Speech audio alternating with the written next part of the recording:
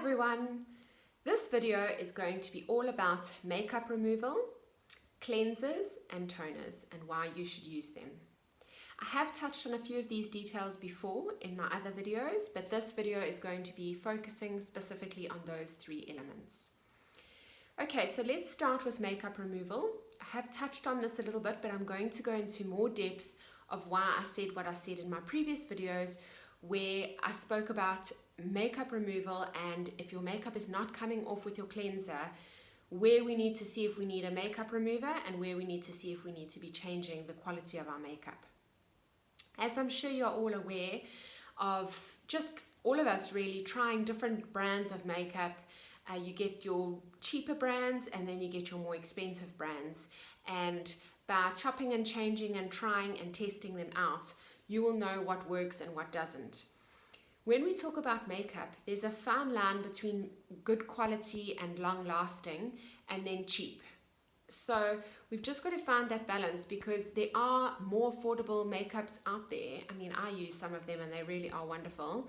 They just don't last the whole day. Then there are some what I call cheap and nasty ones that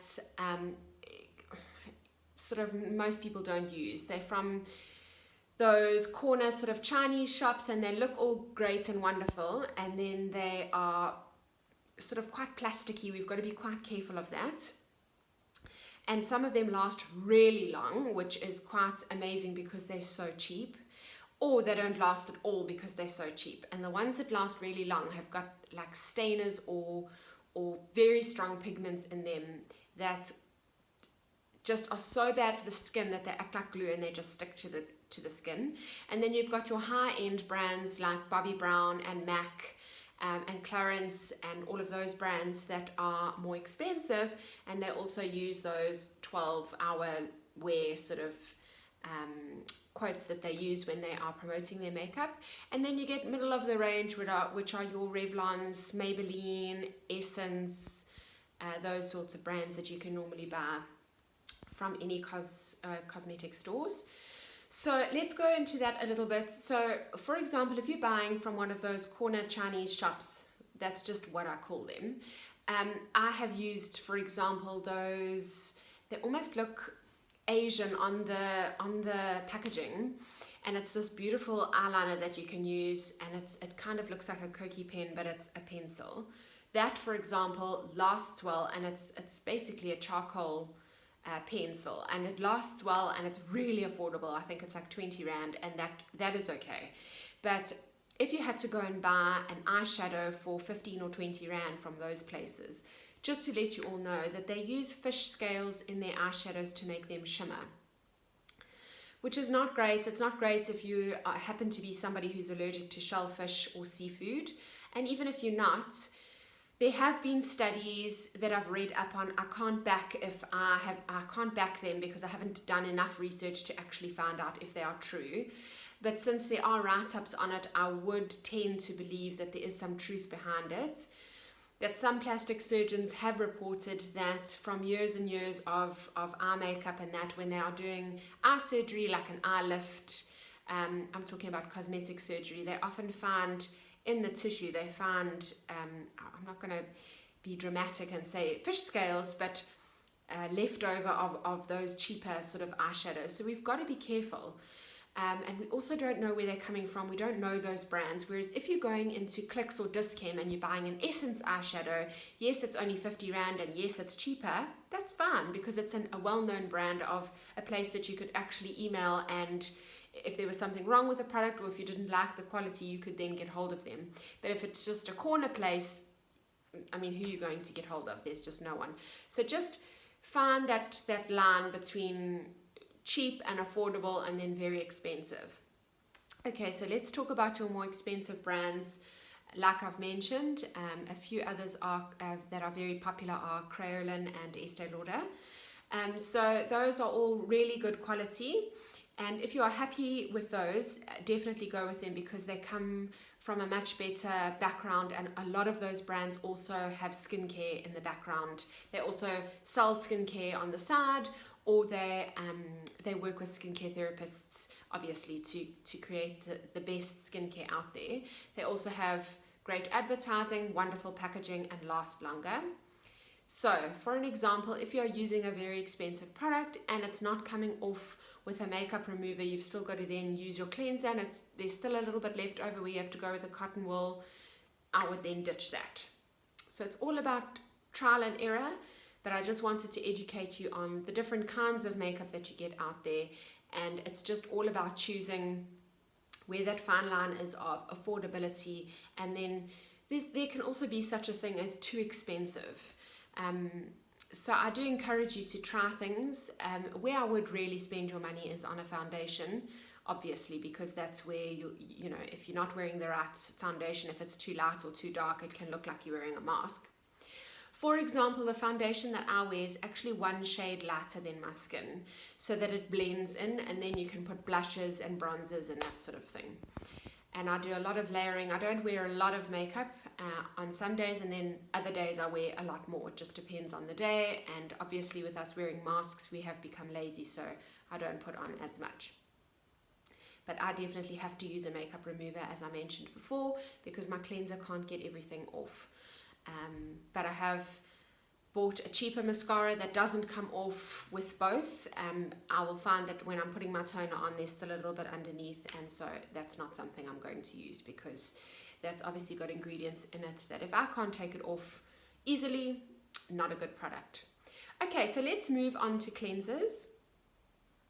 So a lot of people do ask me, why do I have to get a cleanser? Why can't I just wash with my soap or my body wash, or just rinse it in the bath or the shower? Why does it have to be a specific product? The reason being is, if you had to see what a bar of soap contains, I'm just talking about your normal Dove, Lux, even a nice Woolies soap, they have got very strong foaming agents in them to clean, and it's very similar to Sunlight Liquid in the fact, not in the ingredient, but in the fact that it needs to clean. And so it foams, and often you will feel that your skin is a bit dry after a bath and shower, and that's why we use body creams, because it's actually stripped the oils. So if you are using that on your skin, it's going to strip your skin, and then everything goes out of balance.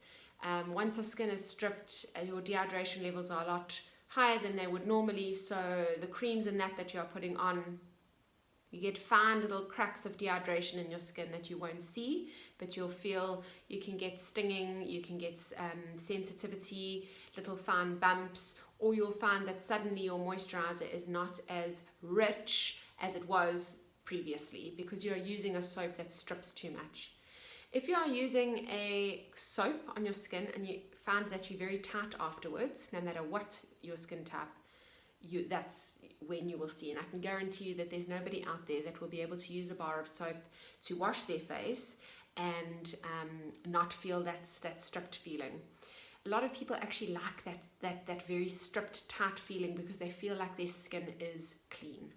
For example, a really oily skin, people with oily skins love to wash their face. They'll even wash it 3 times a day with a soap bar, because they feel like they're getting rid of that oil. What happens is you are stripping your skin, including the oil that is on there, and your skin then goes into an emergency reaction. It sort of says to itself, oh, you've taken all my oil, everything away, my acid mantle has been taken off, which is the protective layer over your skin, and it produces more oil to protect itself. So you've actually gone backwards on what you're wanting to do. On the other scale, if you are using a soap on a drier skin, it then makes it even more dry, and that acid mantle isn't going to be there to protect it on the level that it was. So rule of thumb, don't use a soap bar. I do stock a brand that actually has a soap bar in it, which is obviously specifically made for the skin. So that is the exception to the rule, but I would never ever use a bar of soap that you could buy over the counter on your face or your neck or your chest, because of the reasons I have just mentioned. Again, over the counter or buying from a beauty therapist, be careful of those marketing tools of deep cleaning, etc., etc. If they've got anything that sounds similar, or this specific word is called lauryl sulfate. It is a foaming agent. It is a bad product to buy, because it is a foaming agent that strips the skin, and they put it in cleansers to make you feel that when you see that foam, it's actually cleaning, whereas all they've done is put it in to make you think that it has, and it keeps the price quite low. So if you see lauryl sulfate anywhere in your cleanser, it will be in a gel cleanser, never in a cream cleanser, because cream cleansers don't foam. Then you know that is a cheaper brand, or it might not even be cheap, it might just not be a good quality. So look out for that. If you see it, it's time to change your cleanser. So a cream cleanser is for a drier skin, and a gel cleanser is pretty much for everybody else. So get advice from a skincare therapist on a cleanser. It might not sound very important because it's only on your skin for 30 seconds. You putting it on, you removing dirt, and you rinsing it off. But because of what I mentioned about stripping the skin, it is important to find the right cleanser. It also needs to be a good pH. We need to break the pH of our face. So if you find, for example, Johnson & Johnson love to advertise that all their products are pH 5.5. Our skins are pH 5.5 to 5.7. So if you're using something pH 5.5, it's not going to change the pH on your skin, which is wonderful for sensitivity. However, if it doesn't break the acid mantle down, it's not actually cleansing the skin, it's just cleansing the surface. So it's a little bit of a catch-22, because you don't want to have a reaction to it, but you actually want to get a result from your cleanser. So most cleansers will be a little bit out of that pH, so that they can break that acid mantle down to actually deep cleanse those pores. Okay. So I'm not saying that Johnson & Johnson isn't good, it's just not going to do a very deep clean, and it's just not going to give you a reaction. But it might not be the most result-orientated cleanser, and you might find that after 6 weeks of using it, you might get other things happening on your skin, and you won't necessarily blame your cleanser, and it's as simple as that. It probably is the cleanser, because it's not actually cleaning everything off. You're wondering why you're getting breakouts and sensitivity, but it's because every time you're washing your face, you're actually not removing the dirt, and then you're continuing with the rest of your regime, and your skin is getting then blocked. Okay, so try and find a cleanser. Cleansers often won't have the pH on them, but I can tell you now that if you're buying a recommended cleanser from your skincare therapist that has been recommended for your skin in specific, it will be fine. Another reason why we have to use cleansers is because it is preparing your skin for the rest of the steps that you are going to now do on your skin. So it's trying to use an example, it's like stretching before you exercise. Imagine waking up, having a cup of coffee, and literally just running out of your front door. Your muscles are it's not going to be a great reaction. It might not matter the first couple of days, but long term, doing that, just getting up and running, your body will take strain. Also, another silly but effective example is trying to bake something in an oven that hasn't been warmed up.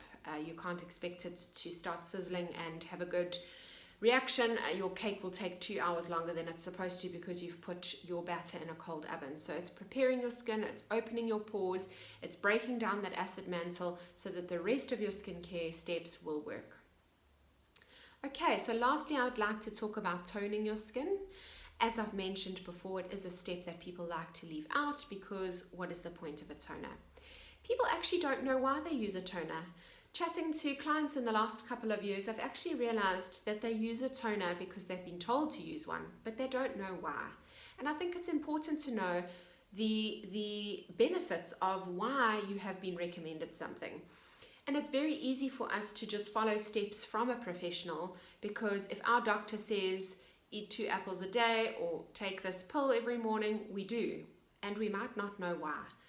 So a toner is a liquid that you put on your skin after cleansing, and it actually has 3 very important functions.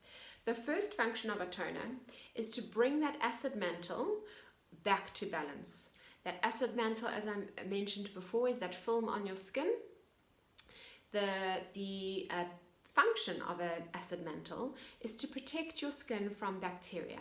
So it's a very important thing that we need to manage, that acid mantle, and when that acid mantle is out of balance, that's when we get problems on the skin. Not only breakouts, it can also be sensitivity and redness.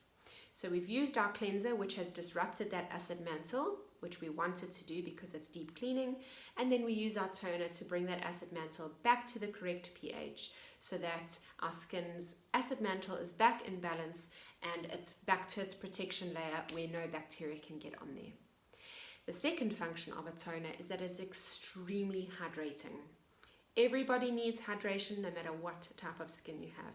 Even an oily skin needs hydration. Remember that hydration means water and not oil, so an oily skin does need that water.